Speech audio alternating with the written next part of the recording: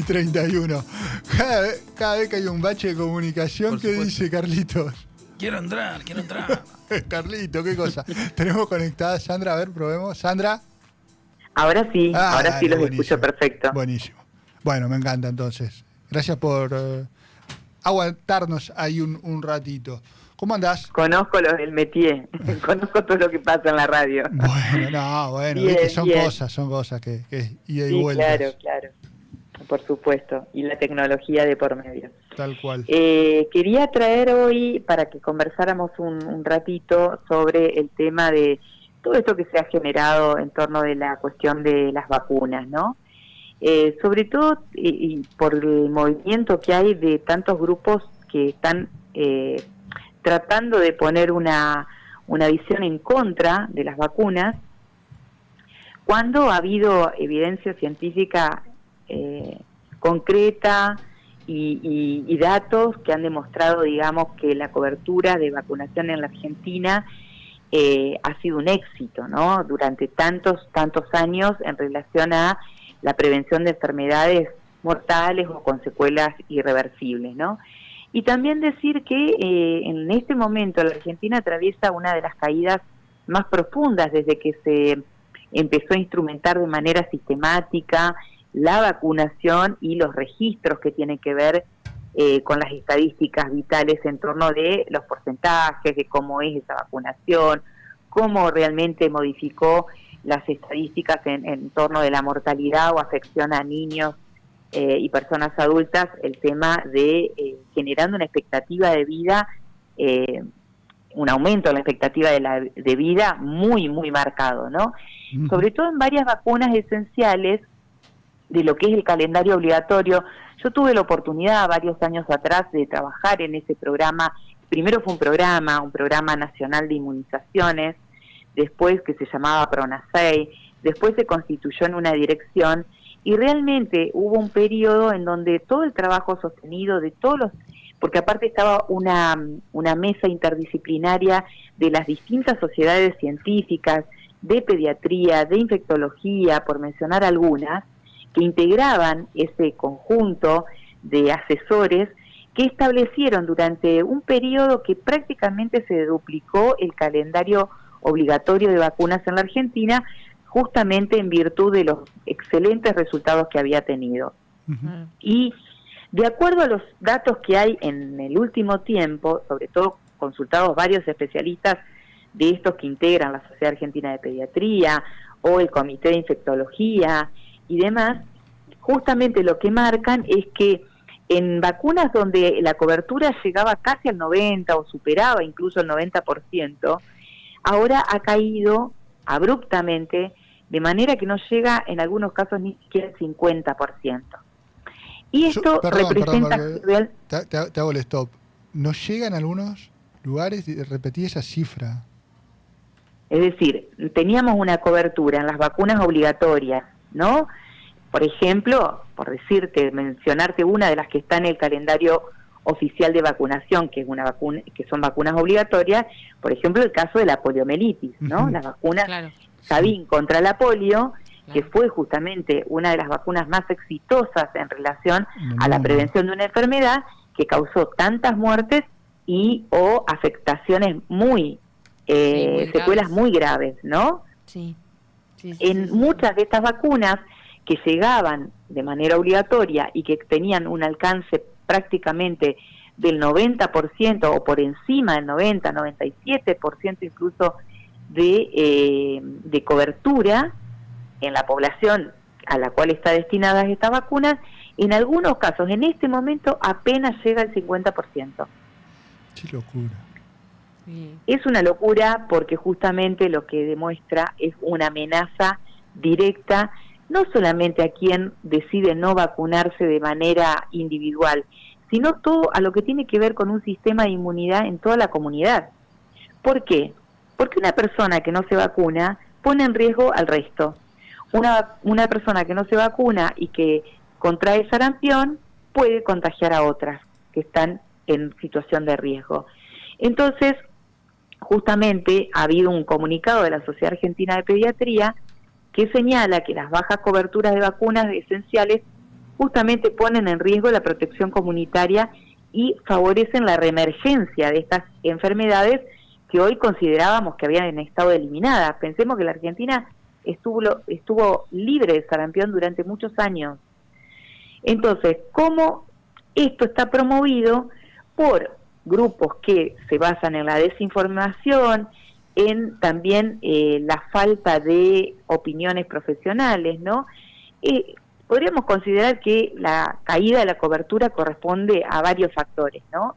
Pero la desinformación sostenida justamente por grupos antivacunas y algunos que hablan de ciertos complots o de conspiraciones, muestra justamente esa ruptura en la cadena de la confianza que hay entre los profesionales de salud y la población, las dificultades que hay, que siguen existiendo respecto del acceso, ¿no?, a las vacunas, de gente que por falta de información no llega al centro de salud a vacunarse, y esto que también tiene que ver con cierta como desconfianza, podríamos decir, en el sistema de salud, sí, producto de estas versiones, ¿no?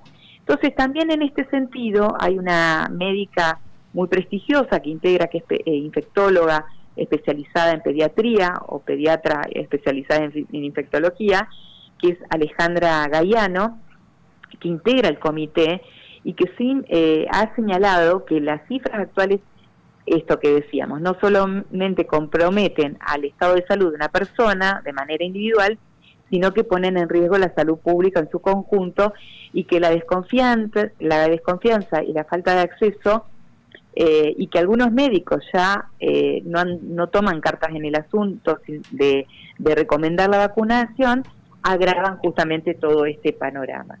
Lo cierto es que también en relación a esto, infectólogos integrantes de la Organización Panamericana de la Salud han advertido que si no se cumplen con estos esquemas, indefectiblemente van a volver a entrar enfermedades que habían estado erradicadas en el mundo, ¿no?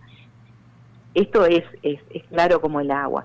Y me parece que la muestra de la distorsión que hay es justamente este papelón que se llevó a cabo los días pasados en la Cámara de Diputados de la Nación, donde llevaron a un personaje que incluso ya se había presentado como un hombre que podía retener en su cuerpo objetos metálicos y demás en 2014, es decir, que mucho antes del COVID, cuando ahora se lo vuelve a reflotar como si esto fuera producto de que se inmunizó contra el COVID. Un chiste de mal gusto, podríamos decir, en este contexto, pensando que se pone en riesgo toda la salud de la población. Entonces, a mí, como siempre, me gusta poner el vaso medio lleno. Creo que la recomendación es de qué manera también desde los medios de comunicación, entendiendo que somos una herramienta fundamental para difundir estas cuestiones, podemos contribuir en construir la confianza pública con las vacunas, pero también hay que exigirle al Estado la presencia territorial, ¿no?, con campañas de vacunación en las escuelas, en los jardines, en centros comunitarios, con unidades móviles, ¿no?, especialmente en zonas donde sabemos que tienen dificultades en el acceso, con operativos. También poner en valor la voz de los profesionales que traen datos estadísticos publicados en revistas científicas, con estándares poner en duda esto ya es algo insólito, ¿no? Bueno, claro. Obviamente, con campañas públicas, ¿no? Y basadas en la evidencia, como venimos sosteniendo, y que intenten justamente desarticular estas estrategias de desinformación, y obviamente entender que la vacunación es también parte de un derecho a la salud. Entonces, enmarcarlo dentro de una política de equidad, de garantía para que todos los chicos, independientemente de la situación o lugares que habitan, puedan acceder a esa situación de protección que significan las vacunas. Entonces podemos concluir, como para tener una cuestión, que la salud pública depende de la reconstrucción de esa confianza, ¿no? Y que las vacunas son una de las herramientas más eficaces que se han comprobado hasta el día, que aparte son económicas y que garantizan también la equidad en el tema de la salud, y que defender la vacunación como una estrategia es justamente contribuir al desarrollo de un país, ¿no? Y es una posibilidad de futuro, entendiendo que una sociedad más saludable justamente lo que permite es un mejor desarrollo humano. Yo iba a apuntar que era un derecho individual, pero también es una obligación colectiva, y esto lo repito en rigor, algo que dicen los médicos. El otro día charlábamos con el doctor Ariel en el ventilador en la TV y explicitaba esta cuestión, ¿no? Con mi inmunidad estoy ayudando, estoy colaborando a la inmunidad de la comunidad, inmunidad de rebaño, claro, como se decía en la época del COVID. Sí. Pensemos también que, por ejemplo, cuando vos te vas de viaje a algunos países donde sabés que hay algunas enfermedades, te exigen, digamos, una de las, o no solamente que te exigen, sino que uno por una cuestión de preservarse y de cuidarse, vas y te vacunas para evitar contagiarte, no sé, ¿no? Sí, claro, bueno, vemos las cosas. Claro, creo que fiebre amarilla cuando vas a Brasil. Que es un clásico. Claro, bueno, sí. Tenemos las vacunas triples virales, las duples virales y todo eso, difteria, tétanos, qué sé yo, te cortaste, te lastimas, te muerde un perro, vas y te pones la antitetánica. La antirrábica, la del perro, claro. Claro, exactamente. Pero es que, bueno, uno a veces dice, bueno, tenemos que volver a lo más primario de todo, pero efectivamente sí, visto y considerando los datos, ¿no?, que se están dando a conocer. En el último boletín epidemiológico nacional, 5.110 casos sospechosos de coqueluche y 7 muertes en menores de 2 años, que el coqueluche, o más conocido, ¿no?, como tos convulsa, que eso es la aplicación de la vacuna de la triple viral, que es como la primaria, ¿no?, cuando nace el gurí. Entonces, bueno, claro, hay que hay que volver sobre esto, porque efectivamente ya está siendo un número mínimamente de alarma o de alerta. Tenés 5.000 casos sospechosos y ya tenés 7 gurises que se perdieron la vida. Sí. Es tremendo.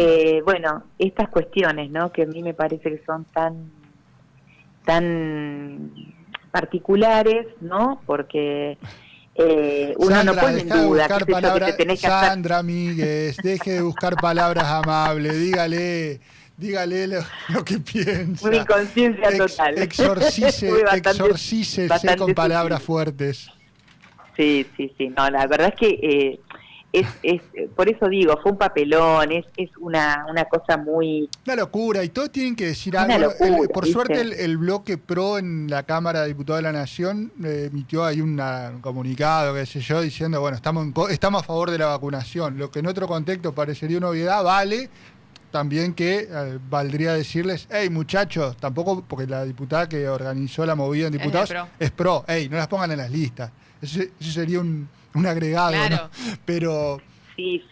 Hay mucho de eso, digo, mucho de gente improvisada. Sí. Mira, improvisada, ignorante, digo, porque esto es producto de la ignorancia, ¿no? Sí. Digo, y tratar, sobre todo, este esquema que lo que intenta es difundir algo que es absolutamente falso, ¿no? Cuando hablamos de las noticias falsas, de la falta de evidencia y todo lo demás que siempre decimos acá y que intentamos compartir, ¿no? Como decimos, cuando damos una opinión, la damos basada en datos. Total. Bueno, esto es lo mismo, ¿no? Sandra, vamos a volver a hablar el jueves, pero de todos modos, si querés, anticipamos jueves, este jueves que es 4 de diciembre a las 6:30 de la tarde, en Vaporeso, te va a tener como protagonista presentando Líbranos del Mal, Sí, Líbranos del Mal. Que, bueno, está basado en todo lo que fue el proceso judicial, la investigación que se hizo y que terminó condenando a la Madre Superiora del Convento de Carmelitas Descalzas de Nogoyá, que ahora se está filmando una serie y que por suerte tenemos la fortuna de que también se basa en parte de lo que investigamos y analizamos pormenorizadamente en este libro, una serie que se va a llamar La Cautiva, que se terminó de rodar, y que, bueno, en Líbranos del Mal lo que hice fue un trabajo que profundiza la investigación a partir de lo que fue el proceso judicial, los testimonios, y pone en contexto justamente ese caso que realmente fue muy conmocionante, ¿no? Saber todo lo que pasaba allí, donde 2 monjas habían denunciado a la Madre Superiora y que terminó siendo condenada por el tema de privación ilegítima de la libertad y aplicación de métodos de tortura, algo que parece inconcebible en este siglo y que sucedía aquí a escasos kilómetros de nuestra ciudad. Así que bueno, estaremos conversando acerca de la presentación de este libro que escribí en 2023, pero que reeditamos ahora con algunos agregados y que tenemos también una nueva tapa, así que estuvo a cargo de la realización Gabriel Benedetti, que es un artista plástico y fotógrafo de la ciudad de Gualeguay, que fue el mismo que también trabajó en la tapa de Crímenes Menores, mi primer libro. Sí. Así que sí, muy contenta de poder encontrarme con gente querida y estar ahí conversando acerca de este trabajo. Beso grande, Sandra Míguez. Volvemos a hablar el jueves. Nos escuchamos el jueves. Dale. 11:47 minutitos. Hacemos la pausa y seguimos con mucho más Malos Perdedores hasta las 13.